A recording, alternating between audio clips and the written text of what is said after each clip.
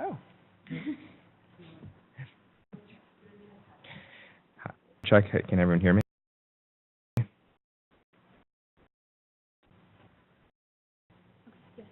I'm getting a lot of yeses via the WebEx. I just back up then. My apologies. So again, my name is Jeff Chen. I'm the Deputy Chief Data Officer here at Commerce.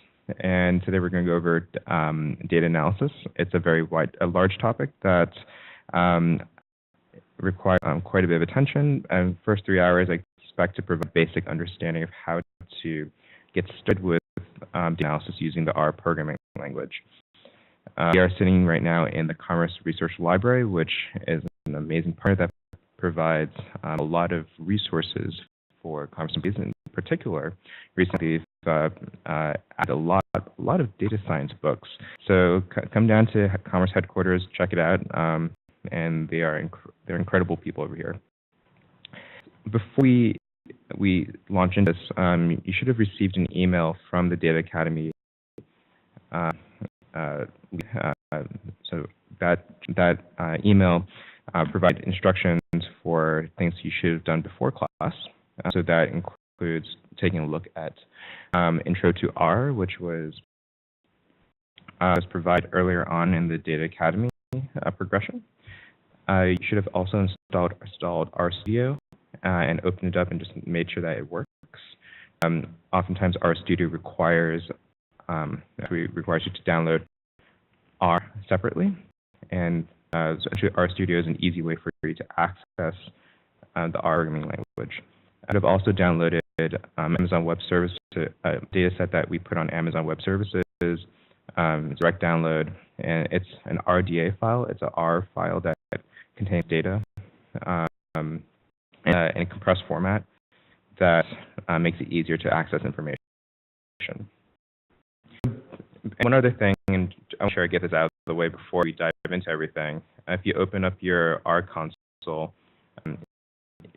it would be to also install these only packages. All you have to do is, if you have a PDF that was sent out with the slides, copy the line of code here and run console. And so I'll just do that just quickly right now. Know that this is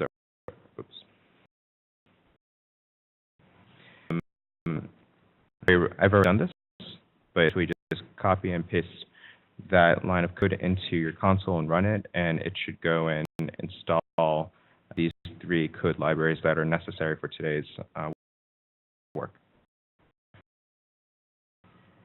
So taking care of that, I'm just going to give you a high level of where we're going with today's class.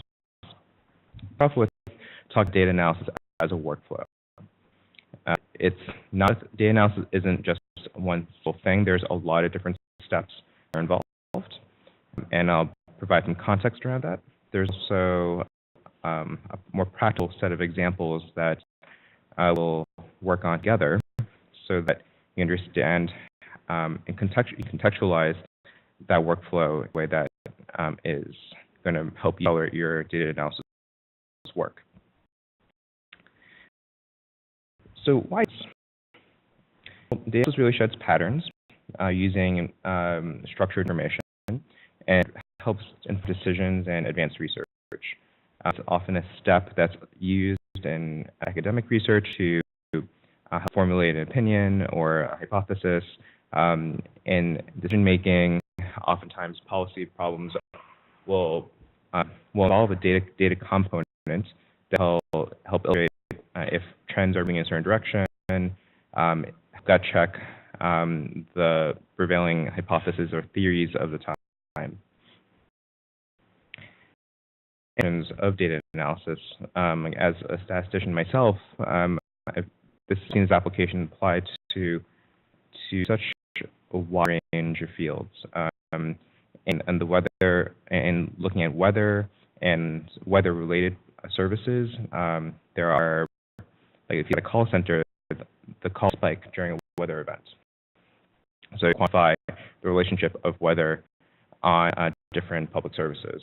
You can look at lawsuits. If you have a lot of lawsuit data on whether or not a lawsuit was win or lost, and they have all the heuristics, you can figure out what heuristics are associated with winning or losing lawsuits. You can trace the outbreak of an illness. So epidemiologists use data analysis to track where, when, how diseases proliferate through society, and many other areas that we do benefit from data analysis. To think of data analysis in terms of verbs. We're always in the active. We're always thinking about how to do something. It's not just run the numbers. That's not something that that someone who works on data typically thinks about. You just don't numbers. There's a lot of pieces that go into that work. And so I'll start from the top. So you oftentimes have to come up with a good question and basic understanding of that you're looking at. So like drawing my experience when I was running the research office in the city fire department, in order to understand the causes of fires, you have to first investigate the field, go out with people in the field to understand what are the things that they see every day, because these people who are going to be benefiting from your research. To ask why. Every single thing, you can ask why to every single little thing you see. So if you roll up to a given type of building and see someone, a CF officer say, hey, that's probably catch fire, you want to ask why. Why do they think that? And that later helps you design an analytical strategy to answer that why. Then from that, once you understand the basic requirements for design a research question, you can start to collect data. So maybe that analysis using annual level data, so data that's refreshed every year. And great, you probably would find some nice patterns. It probably tells a nice story, but whether or not it's actionable is a different thing. Because ultimately, the fidelity, the reliability, the accuracy of that analysis is contingent on the time steps. Like if you need to make a decision right now in a minute, you need to make a decision. Having data that is on an annual refresh probably won't help you but then if you flip it, you have data that's available every minute, then it might be too or take a large strategic decision. So there's a lot of data clearing requirements that got how it's formulated. So once you go off and get data, and if you think about a data project, some folks would say cleaning would take 60% of your time. But that portion in the grander scheme of things might take 80%. So of the time that you have data, 60% of the time is focused on cleaning, which sounds all that appealing, but there are good reasons why you have to do it. You need to look for the missingness in data. So you'll see, for instance, in survey that a lot of folks won't respond. You want time. You'll get anomalous records, so it might all their numbers for, let's say, population counts in a given area are in the 1,000 range, and all of a sudden you go to one location, that number jumps to 10 billion. There are not 10 billion people in the world, so that's an interesting outlier that might be erroneous. To standardize records so that you get the best quality of analysis as possible. So remove some reading records, clean text, so that you have information that is continuously usable. And then explore and reshape. So exploring essentially means that I need to take information and find what parts have signal. Like, are there distinct clusters of information? Are there ways for you to take a transactional data set and roll it up? So who here knows what a transactional data set is.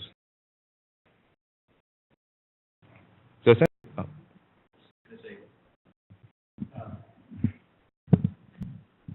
for example, it might be a record of all imports coming into a certain port in the United States over the course of the month of November 2016. I was thinking, so oftentimes I think of transactional as the most disaggregate level, where there is interaction between two actors. So it might a transactional item might be, I guess, landing or lading for trade. So when if one vendor sends something to a customer, that's a transactional record. When someone calls call center, that's a transactional record. If there's a financial transaction, that's a transactional record. Their own may be useful, but oftentimes in order to get at higher level patterns, you have to aggregate up based on unit analysis. That might be geography. So population, Census Bureau provides transactional records in terms and provide population in terms of the number for a given geographic area, but they don't give you the individual's record in that precise location. They do provide data, but that's also aggregated in a different way. Reshaping requires you to turn from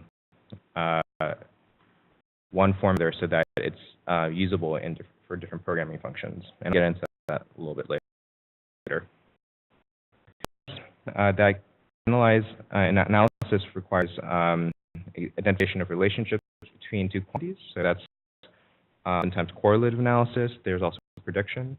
You predict the outcome of lawsuits, fires. You can do prediction, though that's a different type of algorithm altogether. But that's a key step. Then you have to communicate the findings to your constituency, your stakeholders, make sure that they understand what it is that you're talking about. Their feedback, chances are V2, version 2 of your work will have a chance of acceptance than version 1, because that incorporates your stakeholders' position, and then you get to recommendations. So you're taking your analysis, discovering patterns, and then developing a product that can address their concerns. Any questions so far? What if it was the transaction data was the most different? It may be that in a given zip code, you have 10,000 financial transactions. When you statistical data, it's usually aggregated up to a count or a total number of dollars associated with that zip code. So most disaggregate means you can't break it down any further.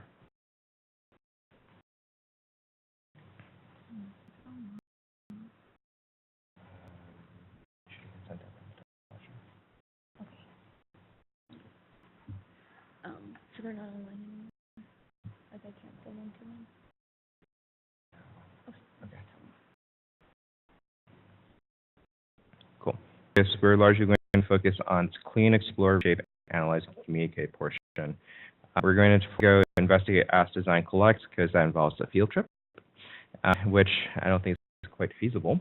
And refine and recommend is much more of a soft skills exercise as opposed to a technical exercise. Jump into the practical example. So, from New York, I've worked in New York City government. I do to draw upon a lot of examples from New York. So let's say that you are a new data analyst in a city government call center, and in a year your office receives about 2.5 million calls. And the head of the agency comes to you for help to get ahead of the call volumes. And you do the first 4 steps of the process, and you shadow call takers and speak with different peers, and you find that there are 2 key issues. First, changes need to be more seamless, and you'll time those more effectively. And then to also anticipate volume so that you can more appropriately staff for the number of calls you'll get in a given day. So from the scenario, there's a data set which was provided via the emails that were sent out from the Academy.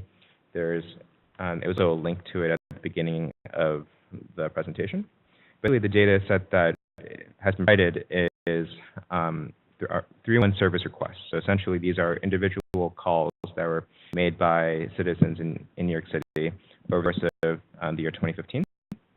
To some extent, the data has been scrubbed, so it'll be a lot easier to focus on the actual work today, not all nitty-gritty advanced cleaning parts. The data reflect two service, so that means these are calls that require special attention for people for municipal government to go out and put boots on to fix that problem. And again, a semi-clean data set. Sure.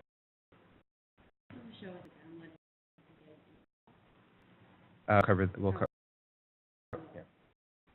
So we can see it. Here's.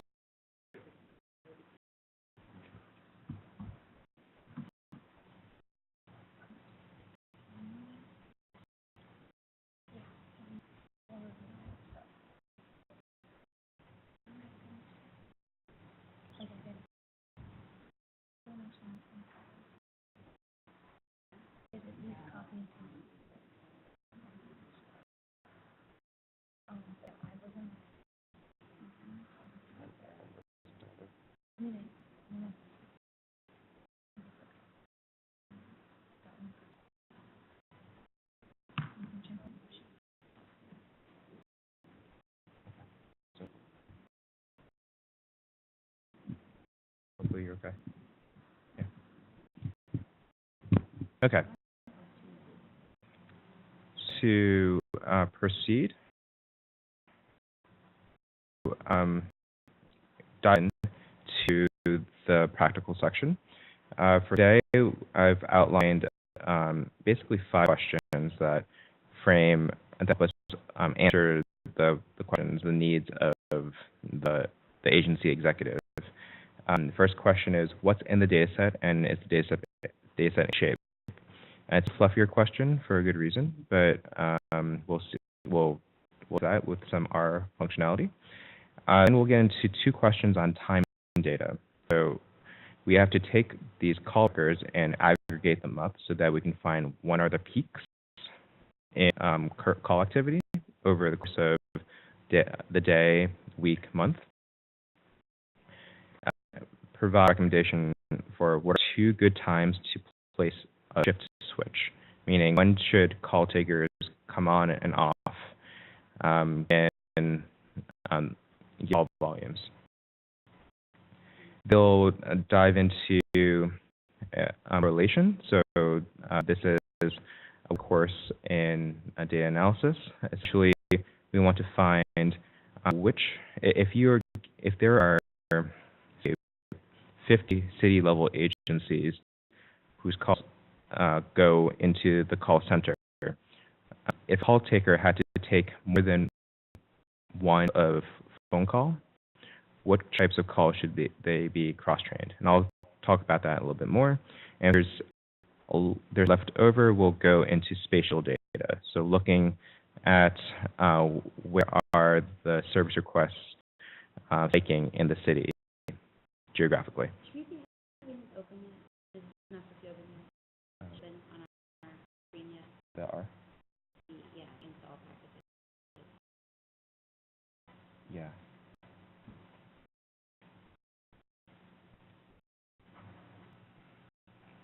Cool. All right. Assuming that you have the data downloaded, I want you to open up R, and we're going to first set the path to the directory that contains data. So the folder has your data, and we're going to load in the data. Do that myself right now.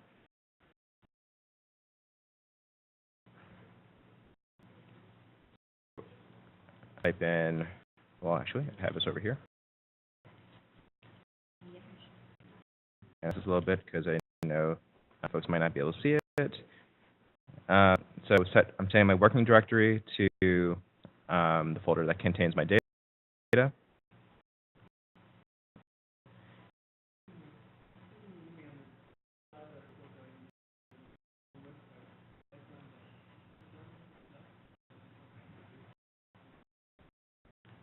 Sure.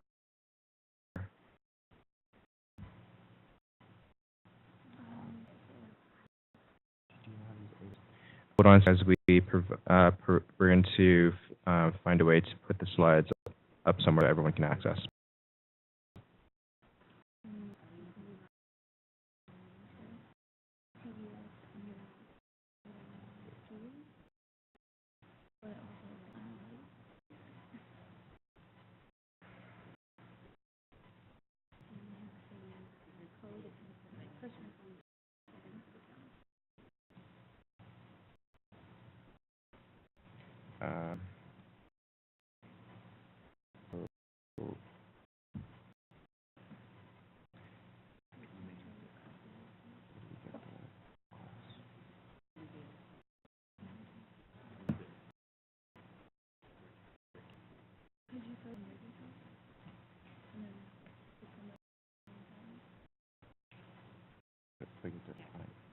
So use like GitHub desktop or something, and then command to.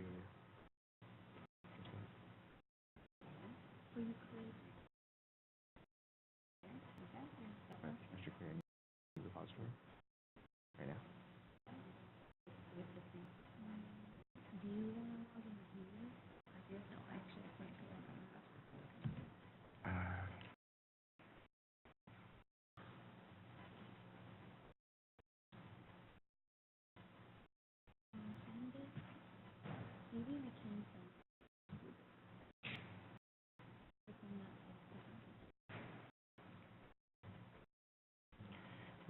On the line, we're going to take a quick 5 minutes, so that 5 minutes to just get everyone the right materials online.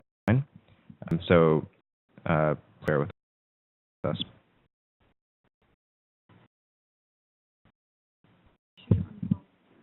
Yeah.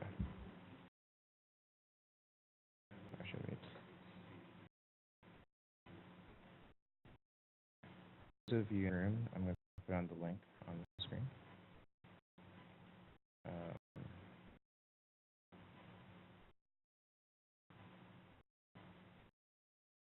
So that the oh, I have to share this again.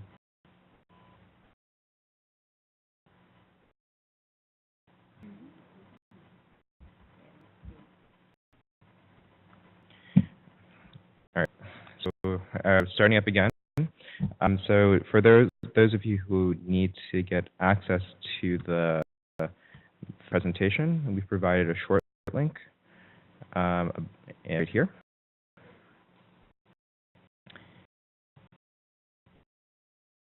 WebEx has dropped the link into the chat box.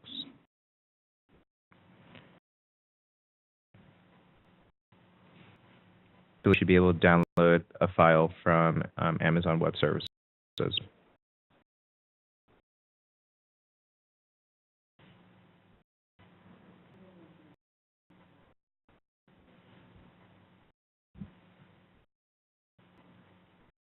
Everyone okay? Cool. All right, so we're going to, so again, from load, you're going to want to set your directory, and then load in the data. So I'm going to do this right now.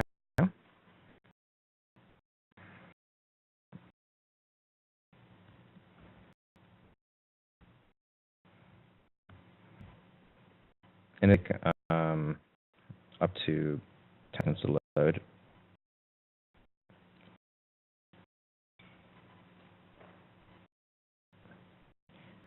And if you have the data loaded in correctly, you should have in your environment panel a data set called and have about 2 million records.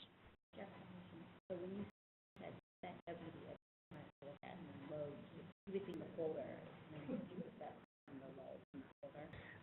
So just to go over the mechanics of that, when we set the WD, set the working directory, you're simply stating this is the folder that contains the item that you want to look at, and we type in load. You're loading in a very specific data format, an RDA format.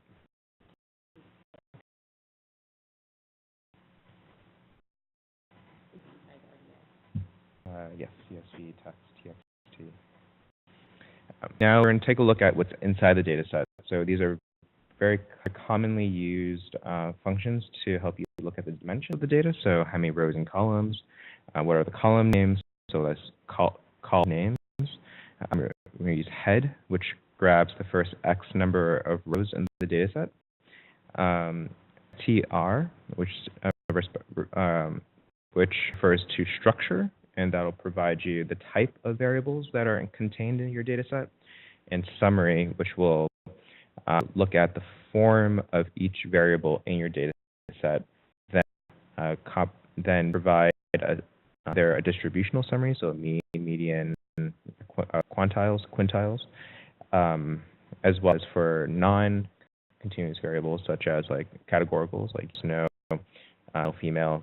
They'll provide a count of each variable. So go R. We have a couple questions. Sure. So one question is, one online is, I have only R console open. It appears speakers using Mac. How do I open other windows in R GUI? So on a Windows on Mac computer, how do you open it? For the person who's asked the question, is it not RStudio?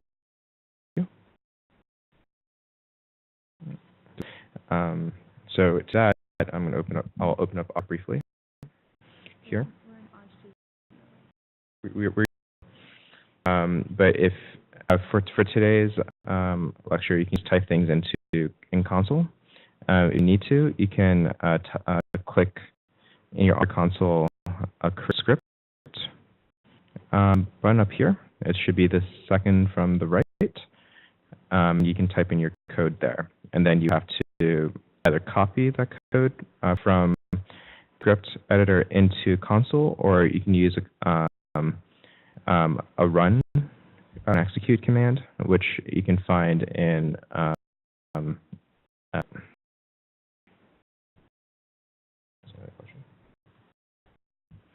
so through these basics, so I'm typing dim, which stands for dimensions. So dim parens data.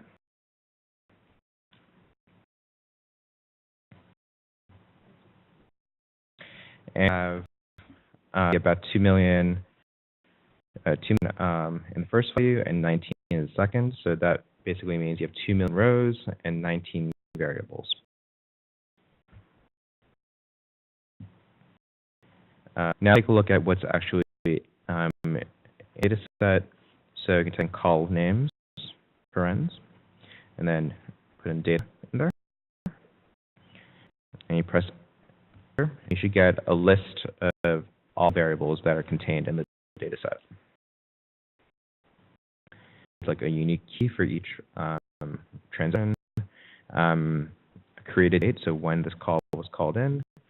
So this is an abbreviation of the agency name itself, the complaint type. So even if you go farther to latitude and longitude, you have geography. And one thing that would be really quite useful later on is this field called date time. So this is a form data object that contains both date and time information. To take a look at how this data is structured, so get the first X number of lines,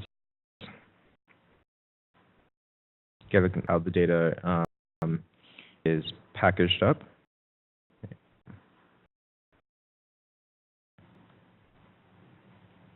And then if I type str data, this is a list of the formats in the data. Well, that's right now, but look at unique key. That's an integer, and then first few values are the first few values. One line is, are the commands case sensitive? The commands are case sensitive. So if I were to type in str and uppercase, we will get an error. Commands are very much case sensitive.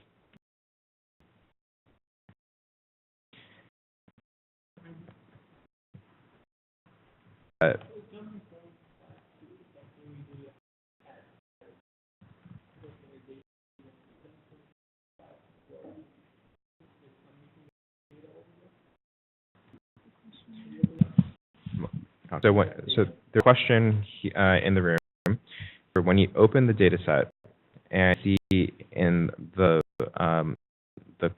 here in the margin, number jumps from 5 to 12, is there missing data? The answer is yes. So there is the relative data set. This was pre-cleaned to some extent for ease of analysis. So there are a number of records that have been removed to make this class more accessible. Good.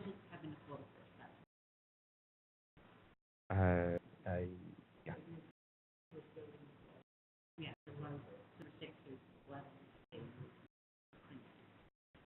We'd open it in that those weren't there. We were at the time to be going back and trying to clean it. Yeah, you do a lot of things. And the last thing we're try is summary data. So it's a little longer to do because it's running through all the rows and figuring out what it looks like. And so you'll see here that like the unique key is an integer. It really can be a min, median, max type, but it'll provide you the values there. Going down here, agency name, it was a factor. So these are different categorical classes in a data set, and so those are returned with a count corresponding to each unique label. So in this case, the Department of Housing Preservation and Development has 17,000 calls in this data set. And nicely review of just what's data set. So now we've been to time data. So when are the peaks?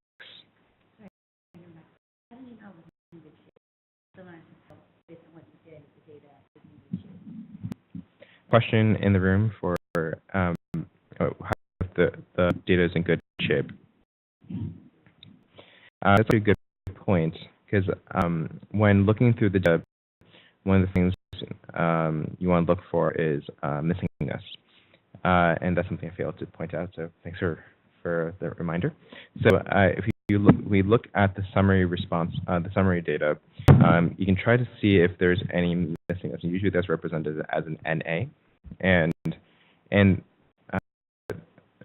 that does not appear to be an issue in the initial round. Is that a lot of the things that we've done in the data in the pre-processing ensured that we would not encounter more structural errors. The line has the data file open in a tab, but when typed parentheses data, they got no returned. Any suggestions?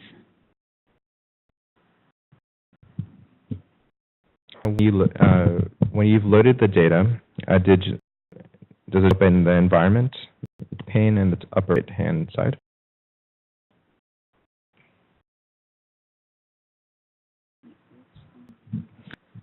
Essentially, if the data should have but we can follow later if my suggestion would be to close R and just try to reload.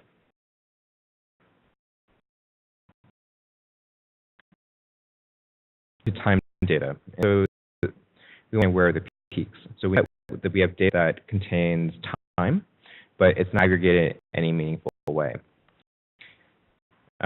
So let's say that we go and take a look at time field, so the date time field, and we want to look at the first 20 records. Using that nifty command head, we can pull the first 20 records.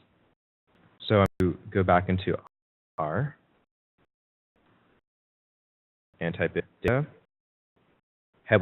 see data, so that you can refer to a specific field, and underscore time, and there, and it's been 20, so I can get the first 20 records. So looking at, let's say, record number 7, we know that this one transaction happened on January 1st, 2015 at 1:54 a.m. and 1:54:28 a.m.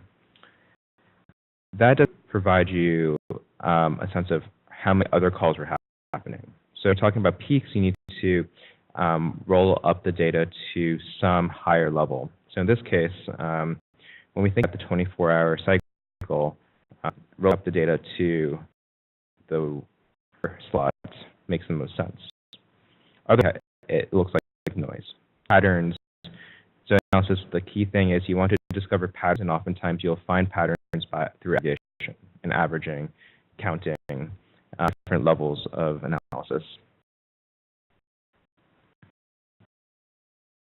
So to get to answer when are the peaks, we're going to go through approximately, well, there's steps here, but we may or may not jump one depending on how well this goes. First, we want to find the time variable, so check, we found that, and we looked at format, so it was in a format that contains date information. That if your date variable were character form or string form, you can't use that directly. You have to convert that into a date object. We can cover that some in appendix material after the class. The next thing is you want to convert the time data into the appropriate time format. So there are functions that allow you to extract certain parts of time. So for instance, if you want to get the hour value or the second value, you can obtain that using a function called format. We'll so we'll count the number of times a record call happens in each hour of the day, or each minute of the day, or each second of the day. And we will check for any weird errors. Then we'll plot the results and get our answer. We will need to open up a library called Plier. And a great source that essentially allows analysts to manipulate data in really convenient ways. Sometimes you might have to write 10 lines of code to do one little thing. Plier makes it easy and makes it one line of code. And after you've, we're going to go through these 5 simple lines of code that first extract the right value, a new variable containing the month value. So the format function will accept a variable from a data frame and put a comma there. And then you specify what part of time you want to extract. So in this case, we're going to extract the month value. So when you look at a date time value, you should see returned is in the date, the month variable is essentially a number representing the year. This followed by the count function. So this is a function that's provided through the player library. And essentially, what is a data set, so in this case, data. And here, we're going to put in a list of variables that I want to aggregate by. In this case, we're going to the number of records within data that by each month.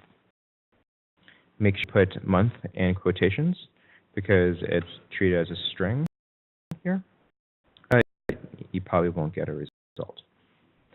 Whereas the result of this function is a new table. So we're adding to the current table, we're creating a completely new table that contains a column for the month and a column for the frequency. So the number of times something happened in a given month. And then using the head function, which we've already used before, we're going to take a look at the first few rows of that month function, and we're going to plot and add lines to connect the dots.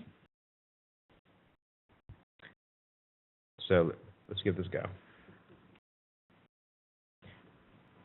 So type in $, with $, month, and then type in format, $, time, comma, quote, sign M. So this is the symbol, the key for representing month. In the slides, you'll notice that we've provided other examples of time objects that can be extracted from date time, such as seconds and minutes and hours.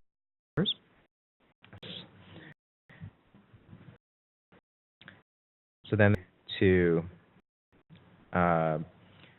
create a month table, which is going to be based on count, put in data, and C quotation marks month. So now we're going to take the newly created month variable and then use that as the unit that we're going to count all records by.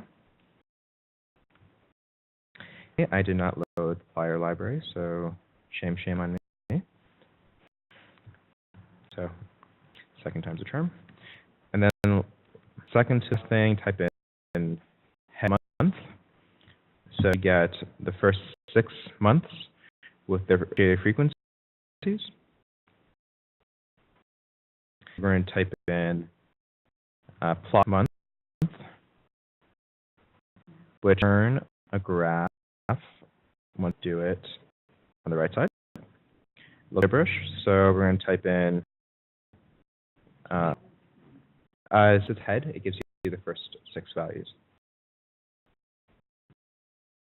And then we're typing connects the dots.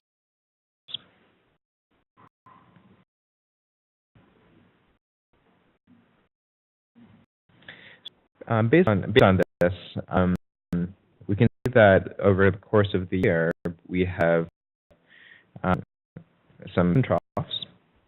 We have a peak in around the March period, peak in June, and peak in October.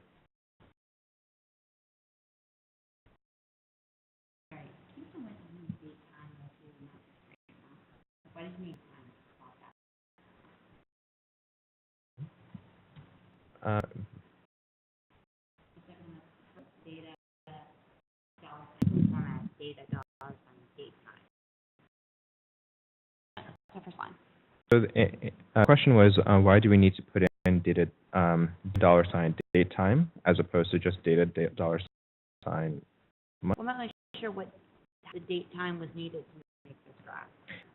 Date time. So the reason why we include date time is that it's the variable that will give way to all other derivative variables. So month's a derivative of that variable. Extracting just month from that date time variable? So month is derived from date time. It's extracting one part of date time to create the month variable. You're telling that percentage F R She basically told R, break all these date time things into 12 different entities, and I'll scratch those 12. Basically. There's one question. Question, can we plot the chart with another shape? So a triangle or rectangle rather than a dot? That's entirely possible. I would recommend taking a look at, if you look for on Google for R plot shapes, or go to Quick Stats or Quick Methods or an UTLA, a great statistical programming website that provides resources for to use R to the fullest. Cool. A question, did we create a table called month or a new variable called month? A new table called month. If we take a look, type in class. So each object in R is stored as a different class of object, and within the month object, that it's a data frame. So it's a separate data frame data set. If you look in the section above, we have both a data, the Reshape data, as well as a new month data set.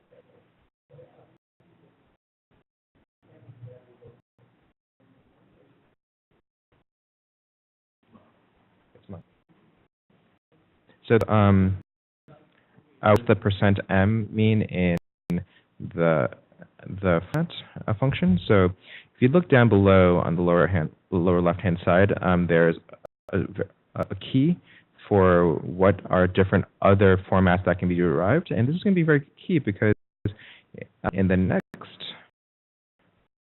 section, I'll also do a little exercise. Well, now that's time, it's time to do that exercise. So using the code that you've just written, you data analysis superstars, I'd like you to take a couple minutes, let's say 5 minutes, to do the same thing, get the same plots, but for hour, minute, and second. Keep in mind that each of these formats, the capital M, capital S, they're all case sensitive. So if you keep in mind that every time you run the count, you should probably change the name of the object that's created. So, so for instance, count was created an object called month.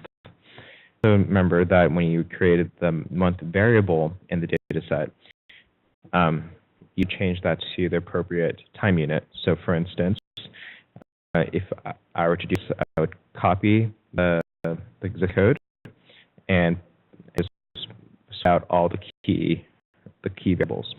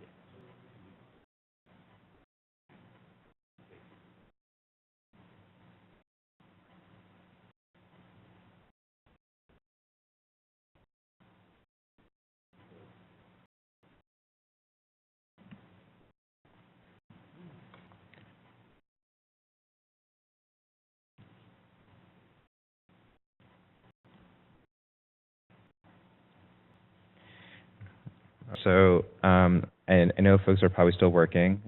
Forgive me for going at a slightly faster pace, but I'm going to go over the answers here. So I'm going to switch over to the next slide, which contains the code.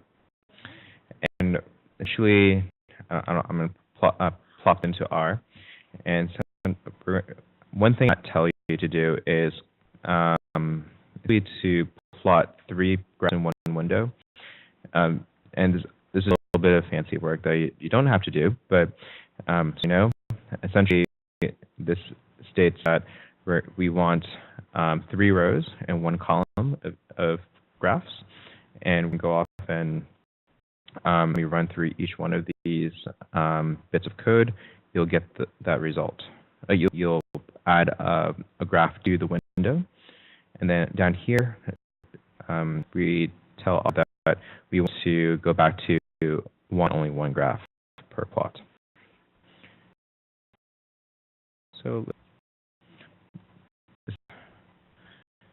let's take a look. So you'll notice that we've quickly went through the slides and tried to ensure that you can copy and paste the code directly into console, but I strongly recommend that you write it just for your coding muscle memory.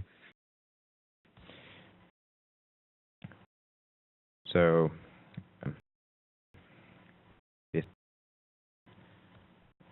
on the first here, I should probably say it's not. The plot size was too small, so you can see barely that over the course of the day. So there should be 24 hours here. The crazy spike here on the 12th at the midnight wasn't seen quite right. So let's take a look at. I'm not prejudge here, but I'm going to take a look at the minutes.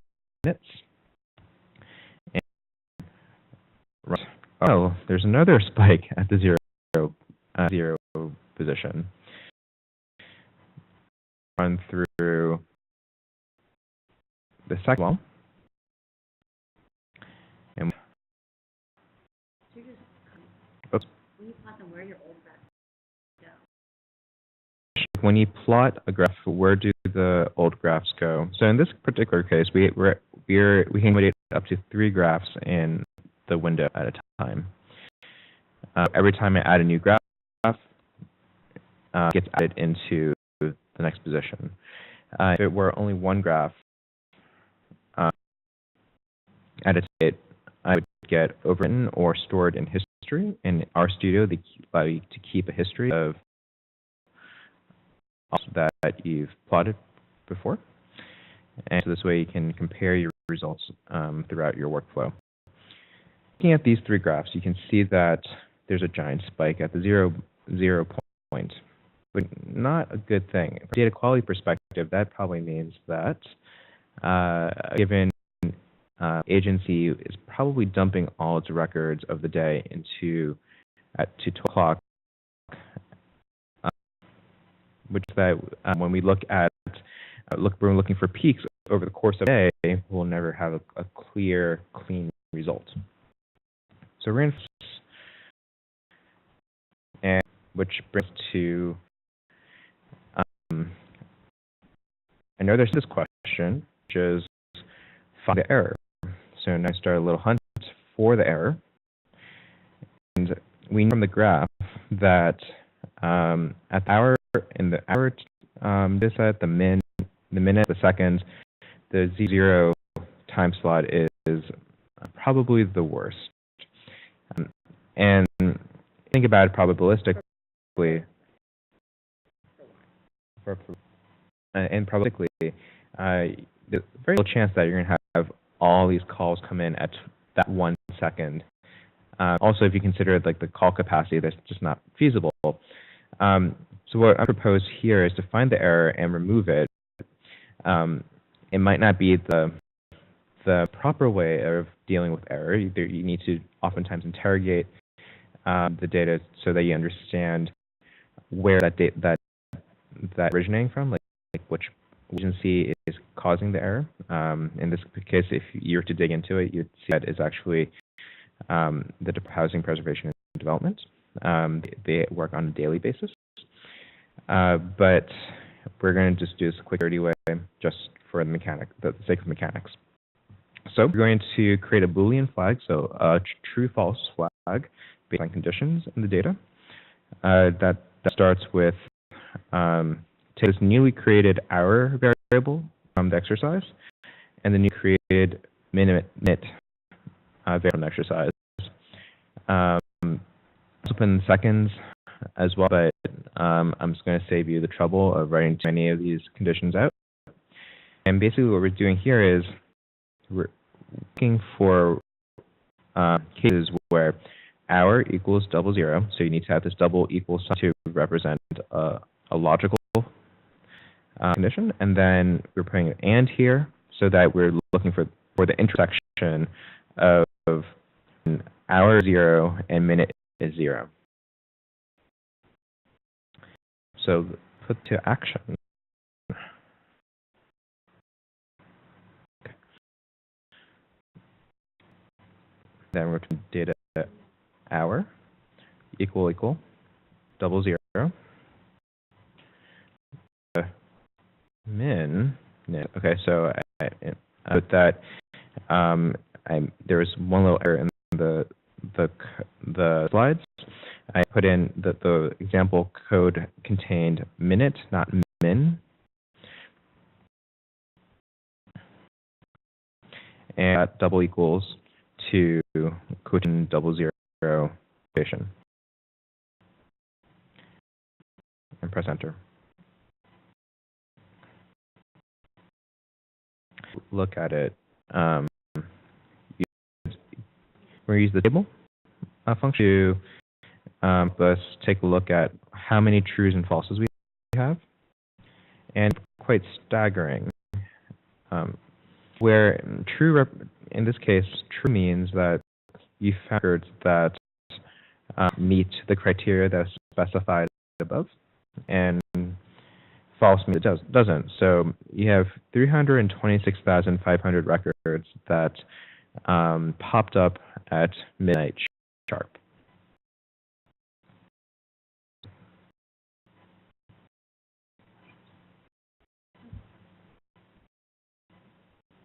But let's see what happens when we tabulate the data based on doing a cross tab between hours and flags.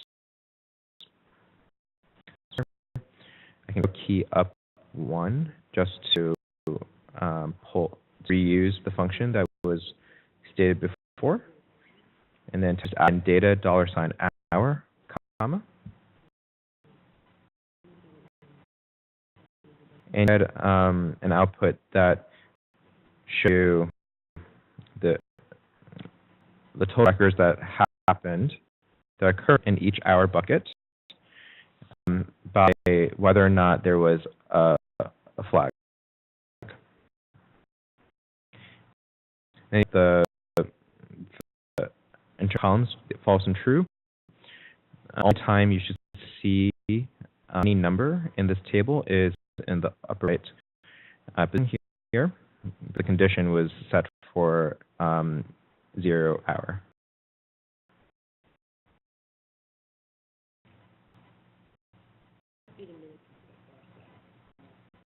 And then you need to do the minute piece before? Yes. You need to create a new variable for each hour and minute in order to enjoy these results. We analyze seconds. Did actually.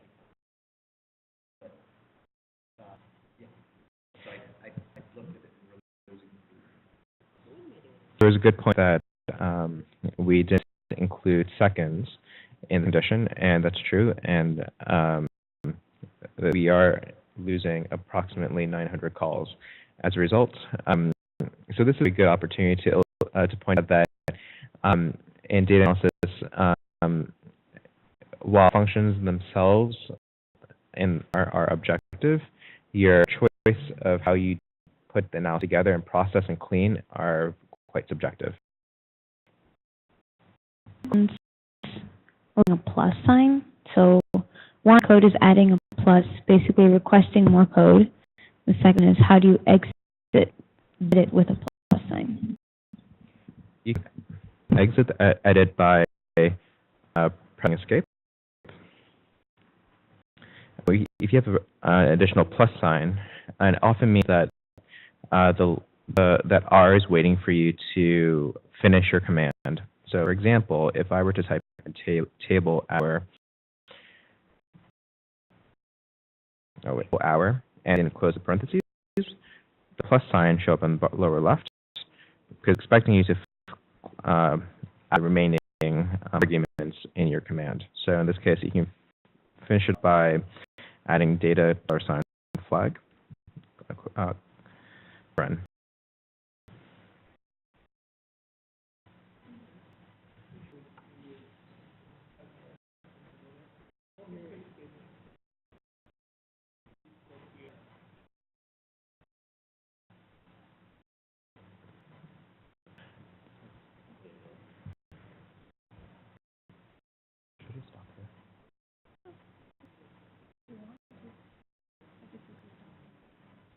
One more.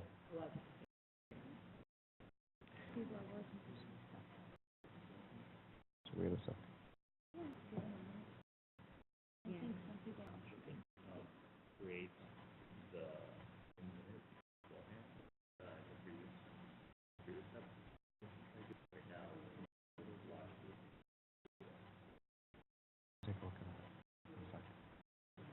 Just delete open.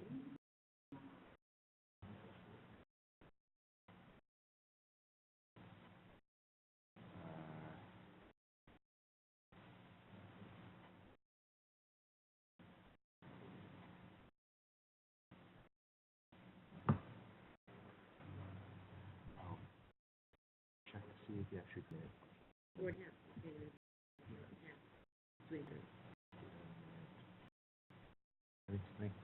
I'll do it in the break. Flip this. We're going to step 2, and then we're going to take a break. So we have flag. We can just set the data so that we remove all records that we only keep records that don't meet the criteria. So if we set sign flag equals false, means that we're only keeping records that have out of the 0000 slot.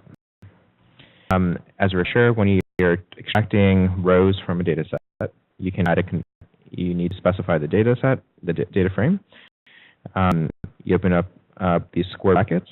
So these are within the brackets. You can do row-wise operations to the left of the comma. So we're looking at all rows that contain false, and then you leave any to the right blank so that you keep all the other columns in a data set, and we assign that to a new data frame called temp. The trusty friend count to get a refreshed tabulation of calls by hour, and then we're going to plot again. I'm just going to copy this.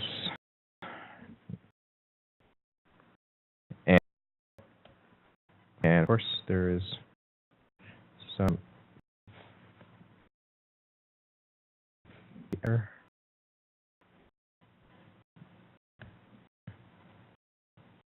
This, and then put here, and now we plot. It's a much more defined curve. And that the peak is around at 10 a.m. And if you were to consider to do a shift switch, we can talk about that after the break.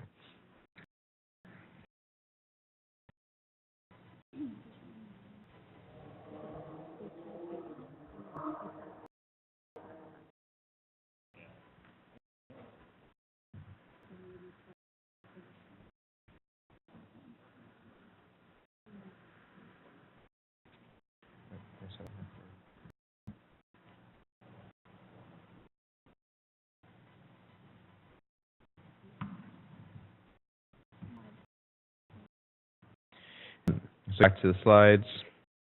Now this graph, it should look like this more a curve. You have a sort of peak and trough feel for over the course of the day. This graph represents a count of all the calls that have happened in 2015 by the average day. So, using that, we can do a high-level analysis based on this result to understand what are two good times to place the shift switch. Question. Is date_time field a standard format so one knows what to use for month, hour, minute, etc.? So oftentimes, so there are different formats for handling date information. In this particular case, if I go back to the data and type in SR for the structure, and type in data_date time, it comes back as a POSIX-CT file format, which is a specific format used to deal with case info that contains both the date and time. So you have to wrangle the data into that format. There are functions that allow you to wrangle that information. There's also called as.date, just as reference. So I wanted to look at 2001, 02, 2018. I can those as long as I know the format. So month, day, year. Convert data into the perform. So in this case, you can see that you can store, you can convert a string into a date format. There's a lot of information online. We'll circulate some materials afterwards. All right, time to place the shift switch. Anyone have an idea? Okay. You need two good. Where's the other one? So it was spam.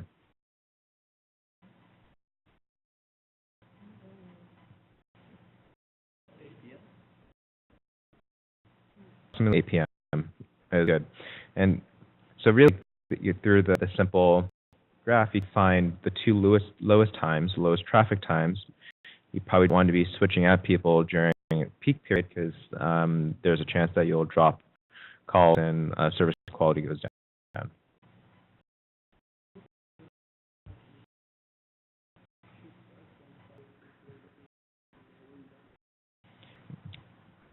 You can play with that. Question: someone made a comment about how placing the time, placing a shift change at such extreme today with 10+ work days is not optimal, and that's certainly a factor that you would have to consider. In you do 3 shifts.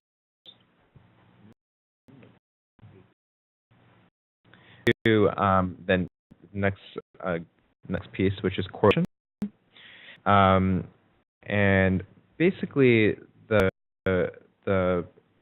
premise is that let's assume that each call taker in that call center is responsible for only one type of agency. So let's say that someone's responsible for housing calls, and there's someone who's responsible for fire department calls, not emergency in nature, or one's responsible for tagging limousine complaints. That all gives way to the possibility that the phones be ringing off the hook for one agency, but not for another in a given shift.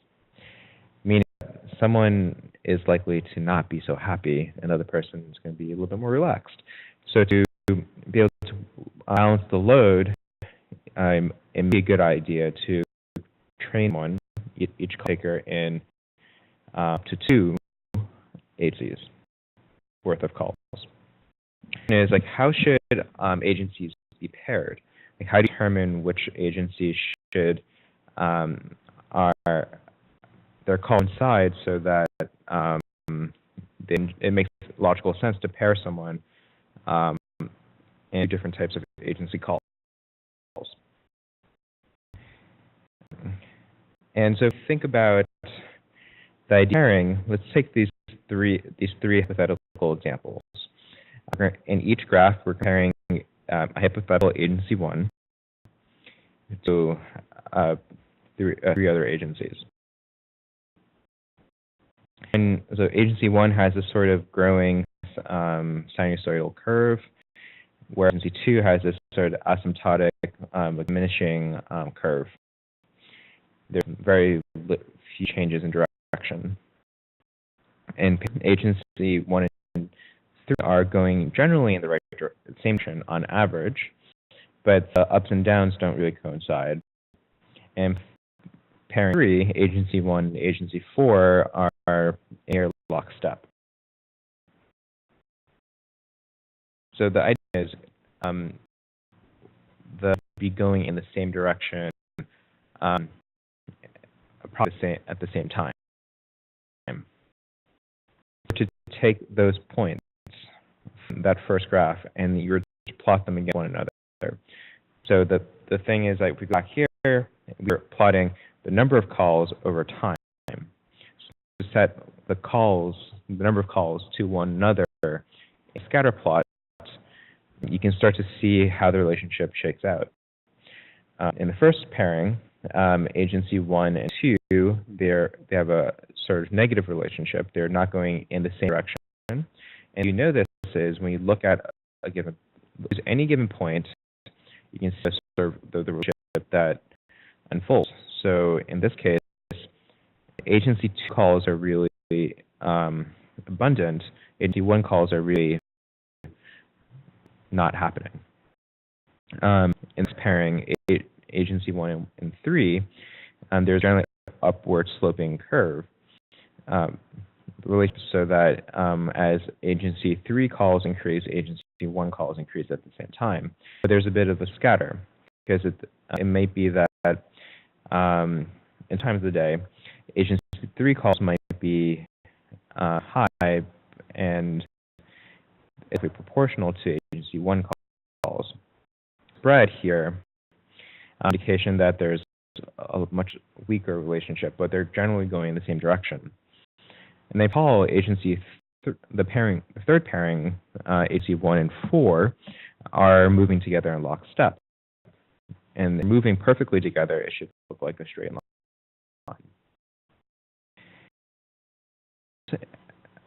There has to be an easier way to quantify this relationship. You can look at graphs, which are great, but if you want to have an objective way of measuring the relationship, we oftentimes will rely on something called the product moment correlation coefficient.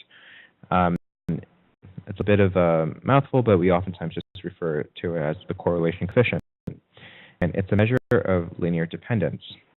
So what is linear dependence? One quantity moves in the same direction as the other. If they're associated with each other, you should draw a line through the relationship. This coefficient is a standardized measure, so that means that the numbers are always bound between two quantities. In this, the correlation coefficient can take a value of -1 or a value between -1 and +1. +1 indicates a perfectly positive linear relationship. So if you go back to the graph, pair 3 has a perfectly positive direct relationship where both quantities are growing. But a correlation of -1, that means a perfectly negative relationship. And yet one quantity is decreasing while the other quantity is increasing, generally. Noting that pairing number 1 is not a perfect negative correlation. It's a negative correlation, but it's not a -1. It means that there's no linear relationship at all. I'm just an equation on So I believe that everyone should know these things when you're using any of these functions. And I don't expect you to dive into it right now, but the correlation coefficient is comprised of two parts, something called covariance. So how much two variables move together, and that's represented by this equation here. And then the bottom contains standard deviations of the two variables that are being analyzed together. And so the x and y, you'll calculate the standard deviation of each x and y. There are materials available on the internet, and we're more than happy to provide more in-depth materials on these on this particular topic. When we put the correlation coefficients, we have the correlation coefficients for each of the graphs, we get these different values. So if we were to determine which of three pairings makes the most sense, I would be inclined to say pairing number 3, because the correlation coefficient, which is represented by the symbol rho, is equal to 1, meaning that there's perfectly positive relationship, meaning as agency 1 calls go up, then the call taker for agency 1 also want to consider taking calls from agency 4 just to help load balance, because they're probably happening at the same time. But not for agency 2, because it'd be a waste of their training time. Well, wouldn't it be opposite?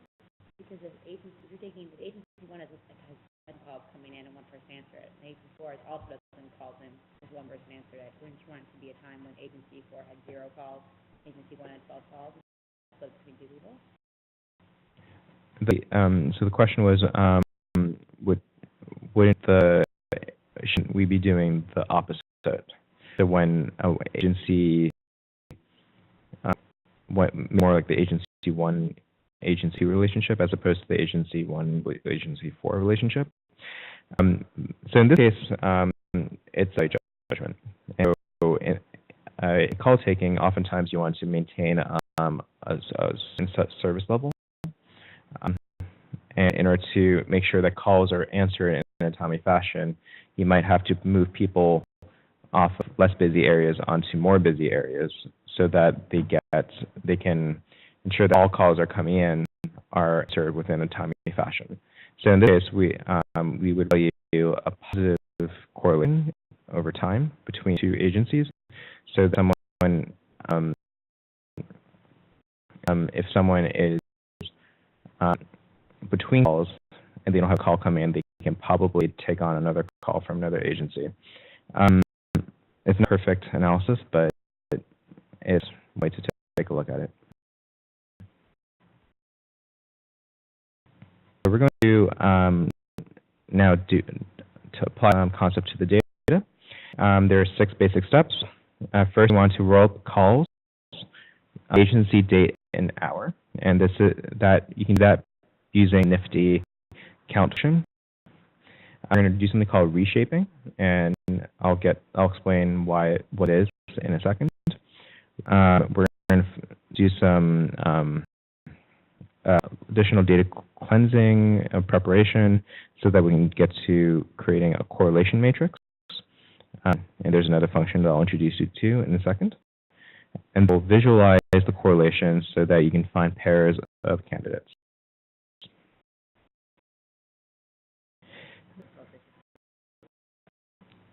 We're going to look at all the different agencies worth of data and get to find the highest correlations. Take a look at the temp that you had created before. This is the clean data that does not have all the 00 incidents.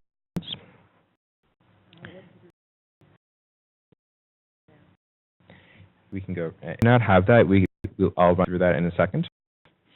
For those of you who do have it, you can proceed to creating a count function in the plier library. And you apply that to the temp data set. And within the C or column, argument in count, you're going to specify agency, date, and hour.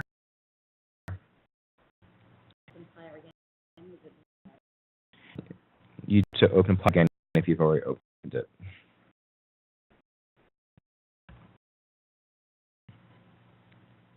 So I'm gonna recreate the temp data set screen. So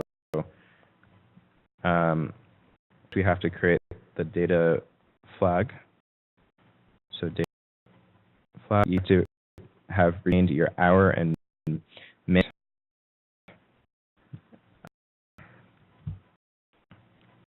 Data set.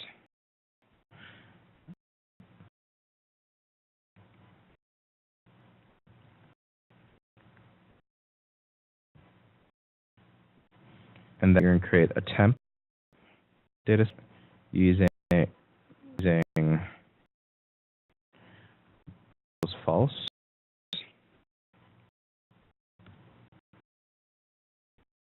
And so you should end up with a data set that is smaller, about 1.7 million records, as opposed to 2 million records.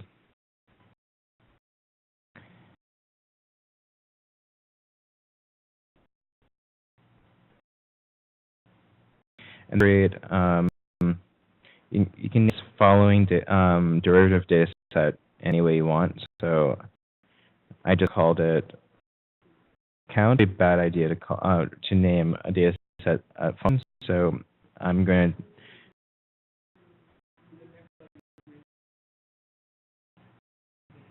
to okay. I'm just going to after data frame.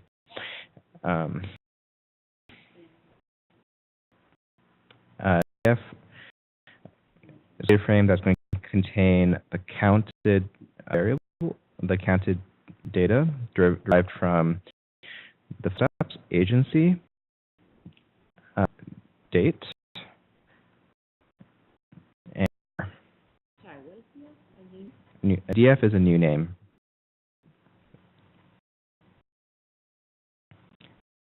So a new data frame in your environment with 82,929 operations. If you take a look at it, if you just do DF head, DF, it contains the agency name, the date, hour of the day, and the number of times something happened.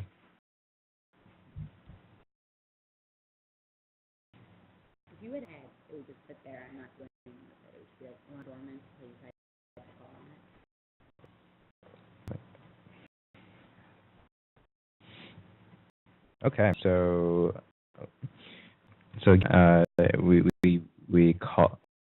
we the new data set as DF as opposed to count. It's not reshaping data. Essentially, reshaping data allows us to apply different mathematical functions and statistical functions to data because they're the appropriate shape to be analyzed. So there are forms that you typically deal with in data analysis. Long form, which is also referred to as stacked or narrow, and wide form, which is also known as unstacked.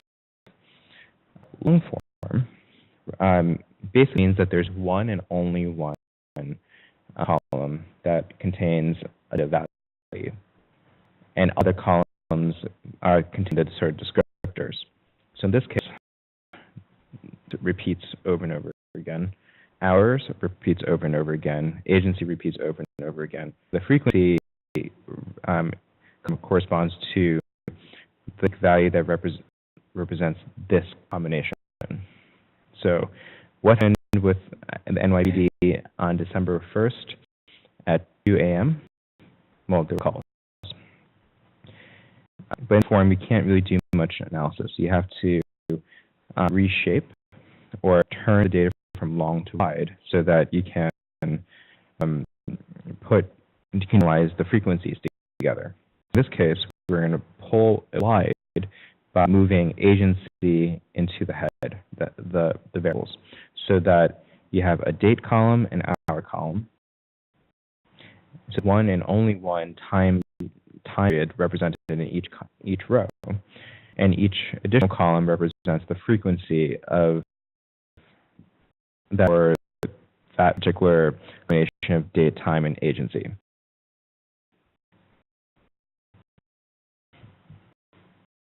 So we use something like the reshape function, and it's a little verbose. There's a lot of things going on here, but to get a hang of it, it's pretty easy. So do you always start with wide? Let's say you were doing the opposite. You would say long.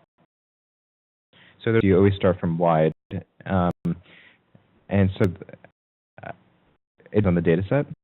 Sometimes it is provided in wide format. So you look at the Bureau of Economic Analysis's data. They divide time going across the top. So each column represents a different time in a lot of I tables. And sometimes you want to pull the time into long so that each row represents a different time period. So it really depends.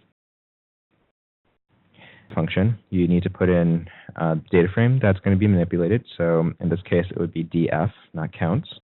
And we'll fix this in the final version of the slides. Next thing is time var. And so time var is a bit of a misnomer, but basically it's the variable that will get put across the top. So in this case, we're going to put agency is going across the top. Then var means what the unique combination or variables that help identify each row. We're going to use date and hour to represent each row. And is direction. So you want direction to equal wide in this case because you're moving from a long form data set into a wide form data set. The other direction you would specify long.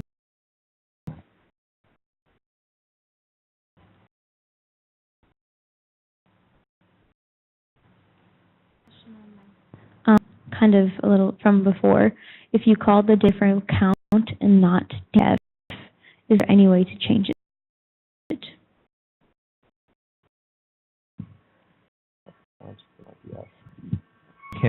You can change it by the easy way to change it is you can just you can find a new object named df and do that. I'm going to do a very quick example here.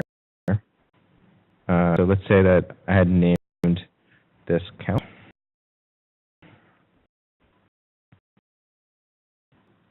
Or then I can simply create a new object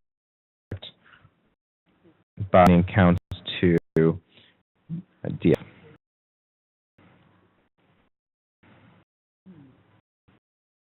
But it's not necessary in this case. So it's the variable name. Now, I'm going to write them in the script editor up here because I might mess it up. So df, comma, let's put in the df, time equals agency, idr equals date and hour, and is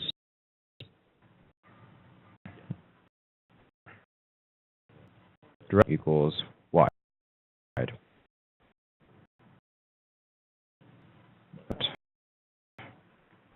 You get a data set that contains 8,760 observations.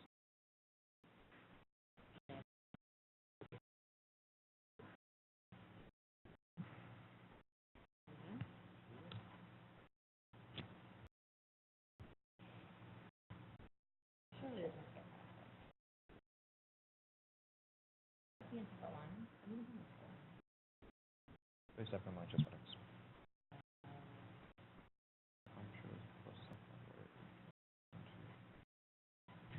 question via WebEx, that someone has a plus sign in the window, but they return to the caret, press escape. In the slides, I've put the different arguments, so time var, ID var, and direction in different lines. It's largely for aesthetic purposes, and it's only made possible if you put a comma in between each argument. But it's entirely possible for you to write everything in one line. It's easy to show in this font.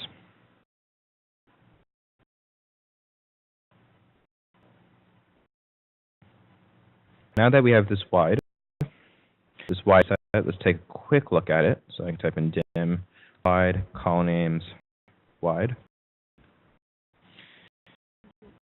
And it has 8,760 observations with 17 variables, and a small number of, and a few agencies worth of data summarized as frequencies.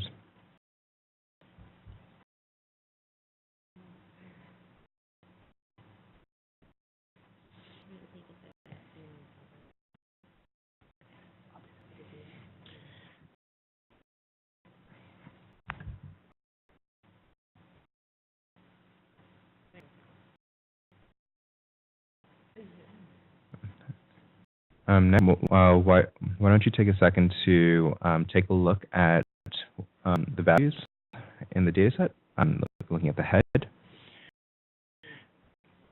You find some NAs in the set. If you open up the dataset, you definitely see some NAs. And we use this function right here to basically look in the dataset, look for all cells in the dataset that contain NA. And then we're going to assign a 0, and we're going to take a look at that.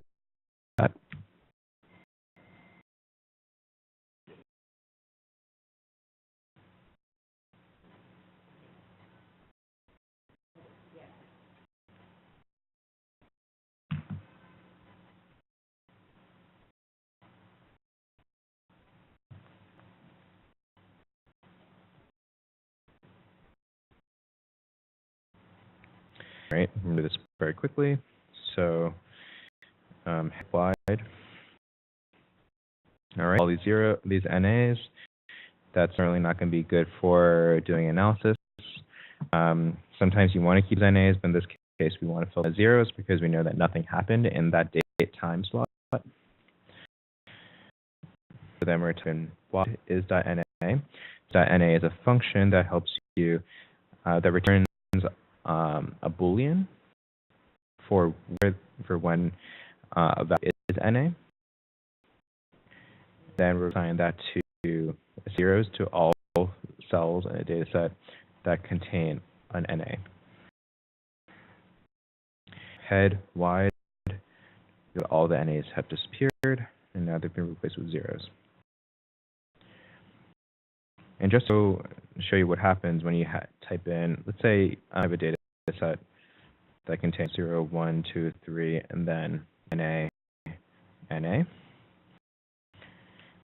If I put NA is a function around that list of values, turn a set of booleans, that if there's an NA in each position in that data set.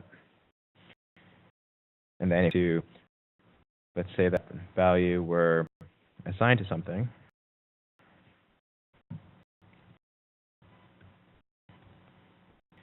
we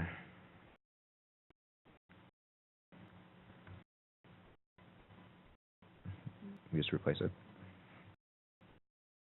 Okay, so almost there. We're almost at a good point here. So now the core function. Core CR. It takes a data set that contains values, continuous values, and then turns a matrix of correlation. So what is the Pearson correlation coefficient for each combination of variables in that data set? the structure of that correlation of the data set.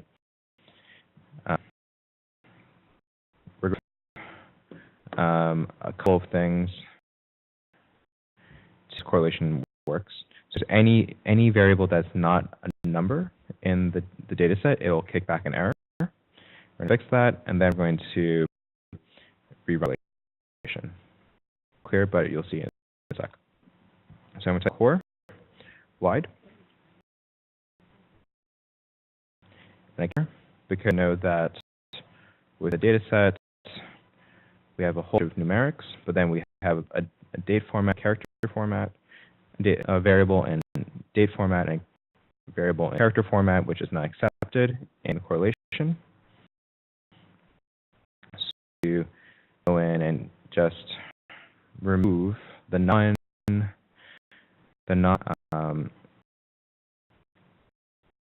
numeric variables, or we can actually just run the function without those columns. So we know that these are 2, so we can just need columns 3 through 17.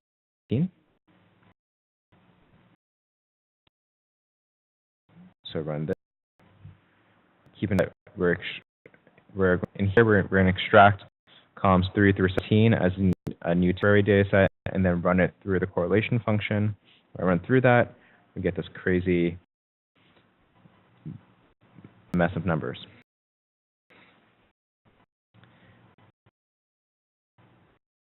I'm going to just assign this mess of numbers to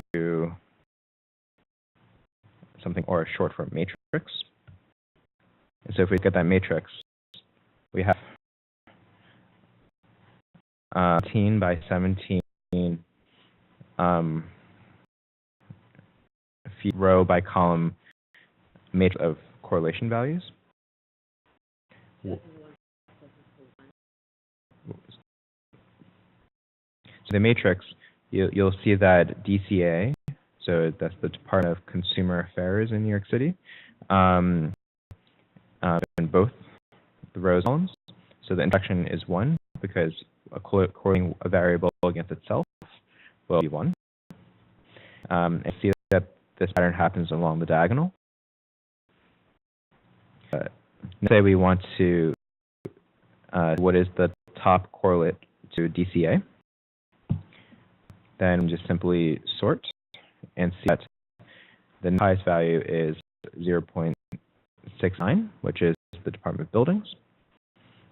Moderately good high correlation, positive correlation, but then what's not correlated is IPD, which negative has no relation with as close to 0.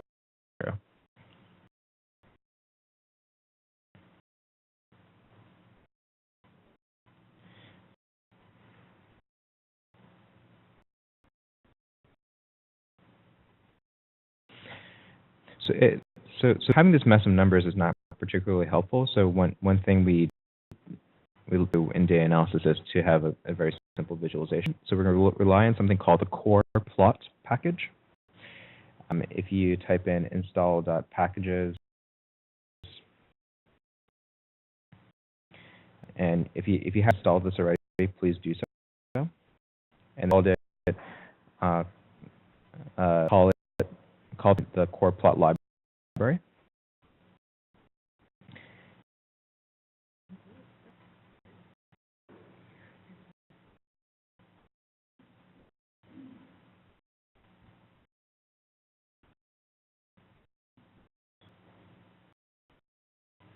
And then you have loaded, already create this correlation matrix called mat, include core plot.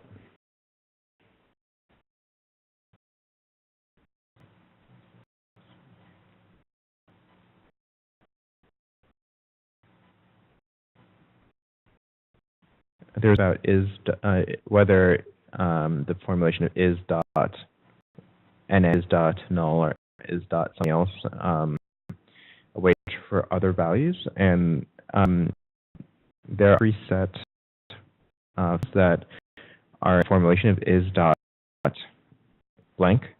So you can certainly look at some R resources that will circulate on various functions that that check the for certain conditions or values.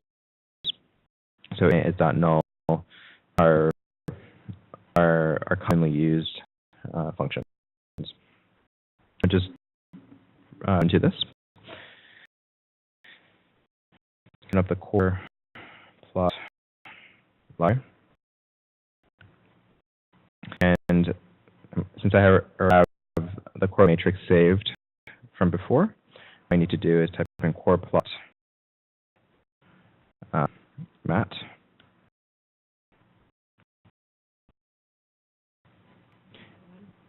And it's nice plot containing all different correlations. These are presented based on the numbers in the matrix. The library has something called simple default for color. So in this case, it chooses a divergent red to blue spectrum, where dark blue represents a positive correlation, red means a negative correlation. Interestingly, we don't see any reds in this diagram.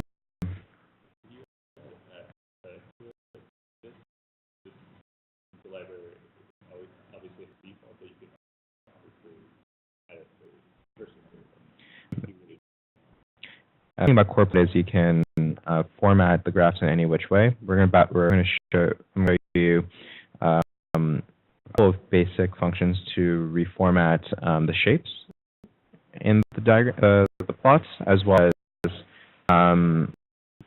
the variables. Which one was non-negative correlation with CPA at NYPD? Shouldn't there be a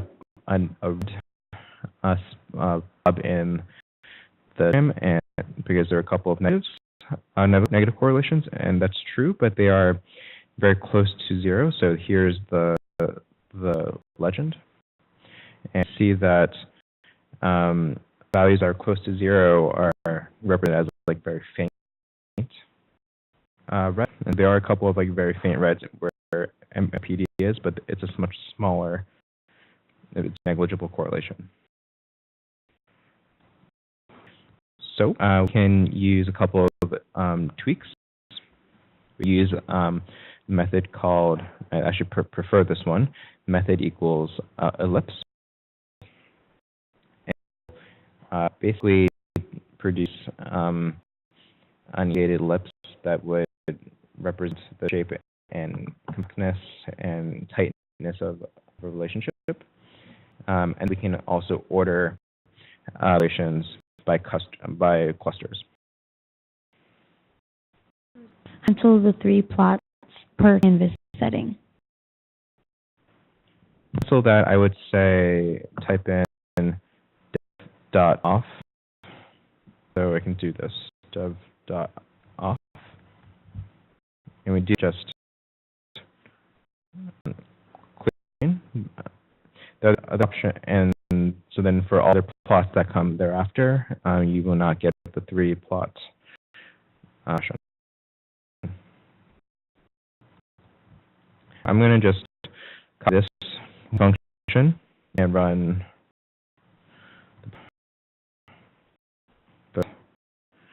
and now we have everything resorted based on the clustering and the coordinates.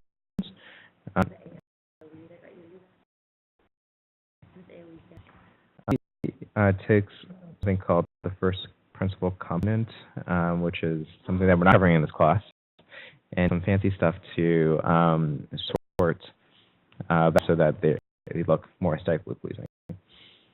But principal analysis would be something that we would cover in something like intermediate data analysis. You can see clusters of where there are positive correlations. Darker blue means higher correlations, tighter, thinner. This mean tighter relationships. So you can see that, let's say, look at DOT. If you look at department buildings, the correlation here is likely a DOT. Maybe there's a slight competition here with DPR, which is Department of Parks and Recreation.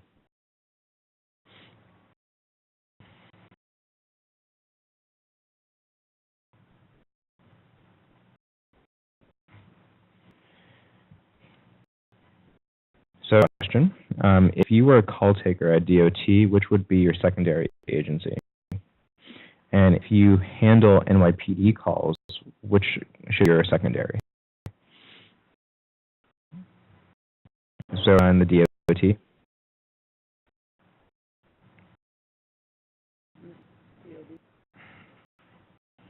Take a look. Going across. The thin one is DOB. Is that right?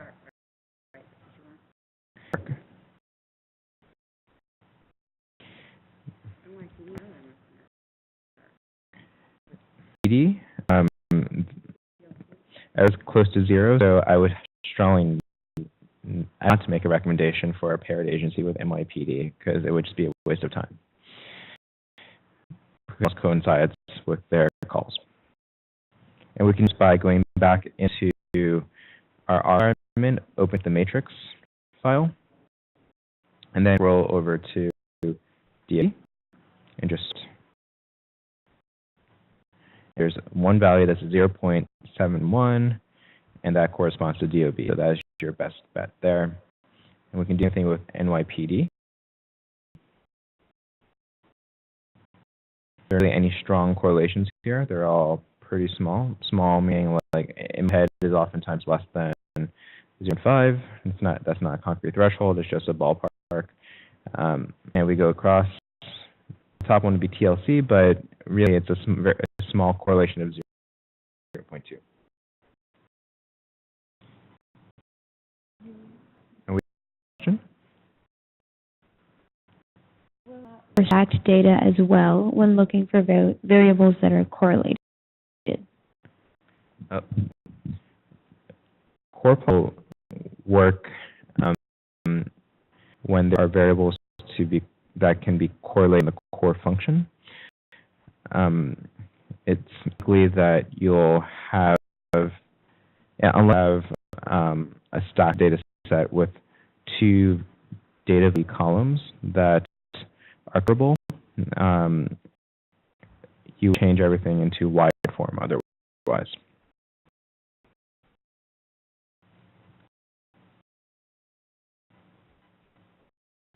All right. Now take a couple minutes to run through the same progression, but do so for rather than doing agency, date, hour. I would just do agency and date. Looking at the relation matrix,